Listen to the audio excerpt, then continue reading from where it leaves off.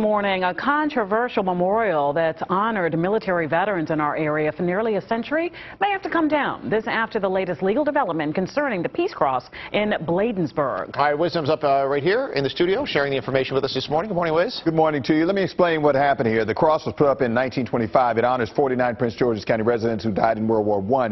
And many of you are very familiar with it. The 40-foot cross that you see right here on your screen sits at the intersection of Route 450 and Route 1. Now, a federal appeals court yesterday ruled that the cross-shaped war memorial is unconstitutional. The three-judge panel was split 2-1 in that decision. The majority said the cross, quote, excessively entangles the government with religion because it embodies too much of the look of the Latin cross, to the point where anyone who sees it would think that the government owns it, who owns it is endorsing Christianity. Now, the American Humanist Association filed the initial lawsuit on the basis of separation of church and state.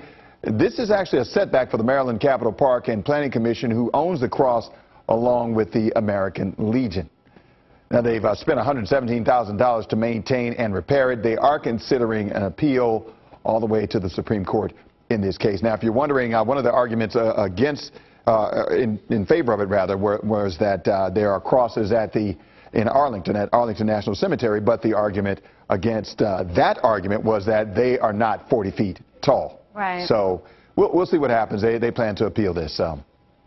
It does to me seem like more and more that line is getting blurred, that right. separation of church and state, right. that I wonder how it is or should be properly enforced. It's an interesting question. Because it's been there since 1925, and this just recently, in recent memory or recent history, started to come up as a question of separation of church and state. Right, right. So, and now it's in the court's hands, and now the appeals process. So, yeah, we'll have to see what happens. But there's a lot of conversation going on about this type of separation in church and state all over the country. Wisdom, thank you. All right.